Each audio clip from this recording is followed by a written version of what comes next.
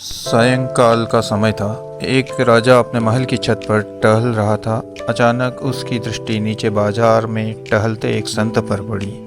संत तो संत होते हैं, चाहे बाजार में हो या मंदिर में, अपनी ही धुन में खोए रहते हैं। राजा ने देखा कि वह संत भीड़ भरे बाजार में ऐसे आनंद मग्न है जैसे वहाँ उनके सिवा कोई और है ही नहीं। ना किसी के प्रति राग, ना किसी के प्रति द्वेष। संत की वह मस्ती राजा के हृदय को इतनी भा गई कि वह तुरंत उनसे मिलने को व्याकुल हो उठा। राजा ने अपने सेवकों को आदेश दिया कि जाओ, इन्हें तुरंत मेरे पास ले आओ। सेवकों को समझ न आया कि भीड़ में से संत को कैसे लाए। उन्होंने तुरंत महल की ऊंचाई से रस्सी नीचे लटका दी और उस रस्सी में संत को बांधकर ऊपर खींच लिया।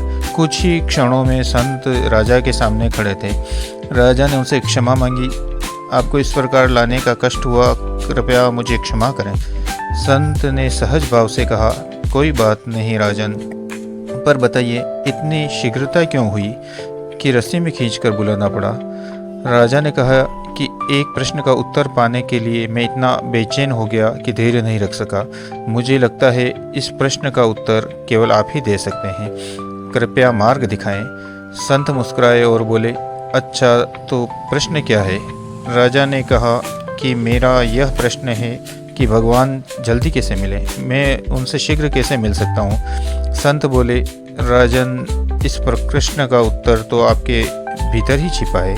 थोड़ा दृष्टिकोण बदलो, स्वयं सोचो, उत्तर मिल जाएगा। राजा ने कहा, यदि मुझे उत्तर पता होता तो मैं इतना व्याकुल क्यों होता। मैं आपसे ही मार्गदर्शन चाहता हूँ। राजा की व्याकुलता देखकर संत कुछ देर मौन रहे, फिर बोले, राजन यदि मेरे मन में तुमसे मिलने का विचार आता तो क्या होता। पहले मैं तुम्हारे दरबारियों को संदेश देता, वे संदेश लेकर तुम्हारे पास आते। फिर यदि तुम खाली होते तब शायद हमारी भेंट होती, और यह भी निश्चित नहीं था कि हम मिल भी पाते या नहीं। जब तुम्हारे मन में मिलने की इच्छा तीव्र हुई तो सोचो मिलने में कितनी देर लगी। तुमने कोई विलंब नहीं किया, जो भी उपाय सूझा तुरंत कर डाला, और कुछ ही क्षणों में मैं तुम्हारे सामने उपस्थित हो गया।